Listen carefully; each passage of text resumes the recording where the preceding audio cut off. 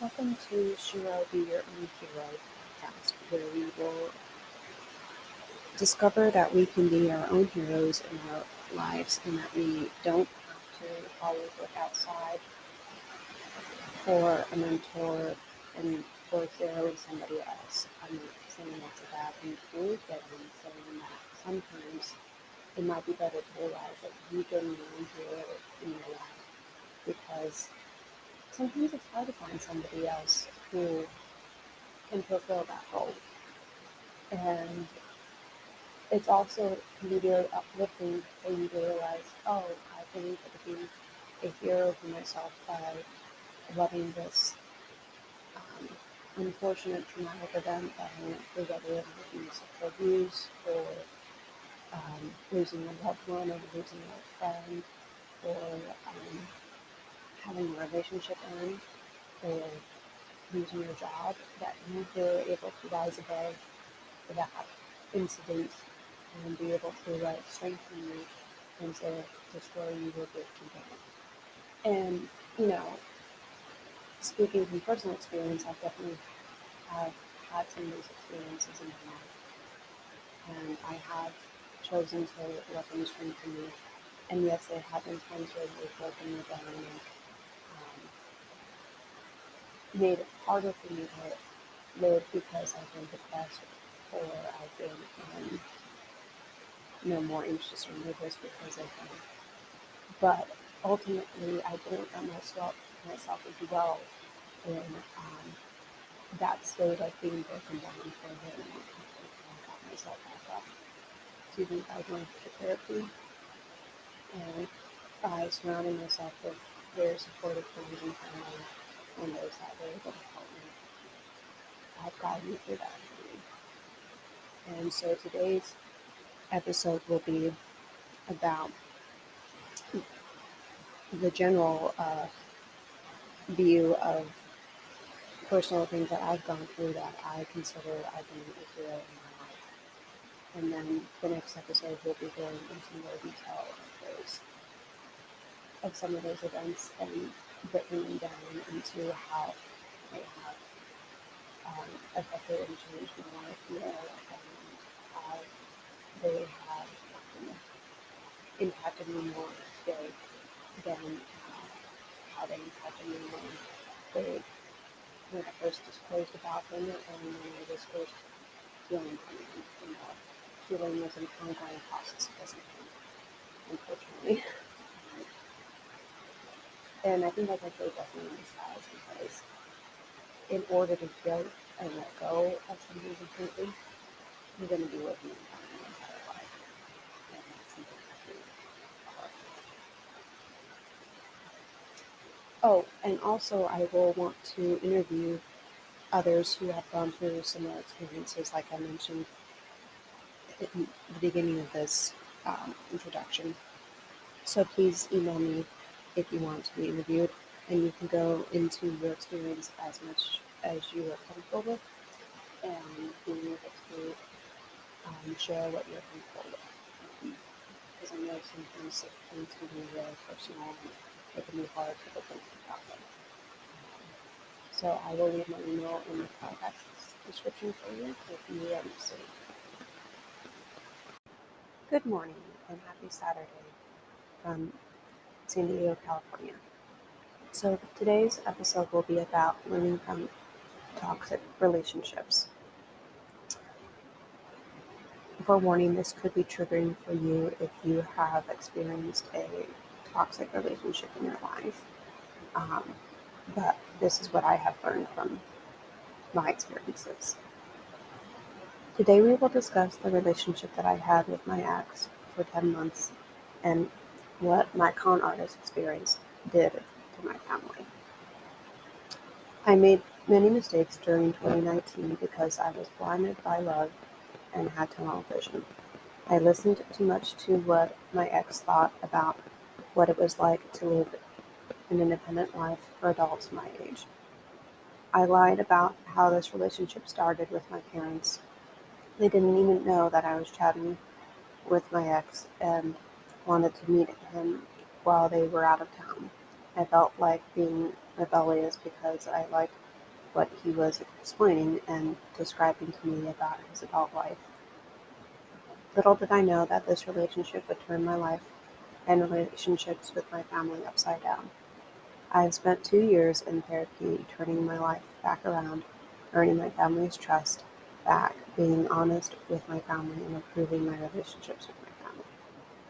I made many mistakes during this relationship because it was my first romantic one. I was too blind to see what I was doing was wrong until I was out of it for a while. I also was blind by what my ex was telling me about his adult life because I wasn't honest with him about my relationship with my parents. I knew he was too protective and didn't let me have my social life with my family and friends because he didn't have one himself. He also didn't let me see one of my guy friends I had at the time. I ended that relationship because my ex thought he was more than just a friend, which wasn't true. I reconnected with this friend during COVID and apologized for what had happened. I went way too fast physically and emotionally with this relationship. I was living with him after only a month of dating. I knew I loved him after about 10 dates. I let myself fall too quickly. I told him about my trauma and NLD before we met in person. I was wrong to do that because he told his family about those things without my permission.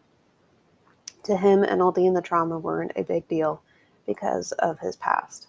His family didn't make his mom's or his schizophrenia big enough. They also didn't make the traumas that big. Consequently, he thought and responded the same way to my traumas and NLD. They are a big deal for me and my family. I couldn't trust him with more information, deep conversations, and details about that personal part of my life because I didn't know who he would tell about it without my permission. I should have broken up with him when I learned about him sharing with his family, but I was in love and lust and too caught up in my emotions of freedom and independence to do that. I had too much tunnel vision with my thinking about independence. I thought you could be independent while still living with your parents, having them spend money on everything for you and you making your own decisions because you're an adult once you turn 18. That's the kind of mentality that my ex thought of. Little did I know that this thinking was wrong and was fed solely by the thoughts and opinions and words of my ex. I have learned a lot since I broke up with my ex, which was in late 2019. I learned that my parents knew that I had been lying about things with them regarding him. I didn't tell them about how our relationship started, what I told him about them and his schizophrenia. But they knew about all those things because they eventually came out from me or my brother. After all, I was more truthful with him. I learned several things about romantic relationships, and that is what I wanted. I learned what I wanted and didn't want in and from them. I learned not to be blinded by love, thoughts, opinions, words, and lust from my ex and the relationship. I learned that my family and trust are way more important and priceless compared to any romantic relationship, no matter how much you think you love that person. It is very hard to earn the trust back from your family. It is way too easy to destroy, break, and ruin it. I think part of me then was still healing from my sexual abuse and the aftermath of that trauma. I wanted to be able to have sexual interactions with a guy without them reminding me of my terrible childhood trauma. I did eventually get to that point, but I didn't realize that I was sacrificing my family relationships until it was too late. I could tell something was wrong every time I saw my mom's face at work. I felt so guilty because I didn't know how to fix it, and I didn't know how wrong or bad it was. I also learned a lot from being conned in 2020. I met a stranger on Facebook from a comment he made on one of my posts about my current job then. I thought he was related to a coworker. I thought he had lost his parents at a young age, I also thought he needed money to build and create his own hospital. I thought he loved and cared about me. Little did I know I was completely wrong about all that, being manipulated and controlled and taken advantage of by him. He got about $1,000 of my money because I thought I could help him with his, in quotes, dream goals and aspirations. He never paid me back 1 cent, even though he kept promising he would. I also lied about this to my parents because all I wanted was to be loved again and have a boyfriend. I missed being in love and how that feeling had made me feel. I still do, but I know better now than I did then. I know how manipulative, disruptive, and toxic relationships with the wrong guys can be. I had tried to run away from home before telling my parents about the con artist because I wasn't thinking clearly. I didn't know how much I could be fooled by guys because of having an LD until my experiences with the con artist and my ex. If I could go back and fix where I went wrong with my past romantic relationships and the con artist, I would. But I know if I did that, I wouldn't be the person I am today. I wouldn't value my family as much as I do. I wouldn't know how easy it is to break, ruin, and destroy trust in my family relationships. I wouldn't know what I need to value in a relationship. I wouldn't know how to spot the red flags in relationships. I wouldn't have to learn how to control my eating habits as I have. I have lost 40 pounds 4 times in my life. I started overeating in high school after disclosing because I thought that if I looked unattractive, fat, and chubby, that boys wouldn't mistreat me again. I didn't want to repeat my traumatic childhood. I thought if I repressed my emotions with food and overeating, I would feel better. Little did I know I was wrong again. It took me up until my second year in college to try to remedy this habit of being bulimic. I didn't completely remedy it until I graduated from college and was broken up with my ex for a year. Recently, I had some resurfacing with these experiences in my life. I gained 20 pounds because of not taking my migraine prescriptions, which were curbing my appetite. I realized that part of me still has body insecurities because of my childhood trauma, and I think they might always be there, unfortunately. The con artist resurfaced on my Facebook account by changing his name and picture on his profile. I knew it was him and what he was trying to do. He was trying to win again, but little did he know he would be unsuccessful this time. I had learned too much from the first time it happened to be fooled again, so I blocked him on Facebook. My ex resurfaced by trying to follow and interact with me on Instagram. I knew it was him because I recognized his profile name. Part of me wanted to message him and tell him how much he had destroyed my life, but I didn't. I did write what I would have sent him. I did this to get it out of my system, but I didn't push send. I've learned that I can protect myself from being taken advantage of by men in other ways than lying about it to my family and gaining weight. It is so much better to be honest with your family and not suppress your emotions with food.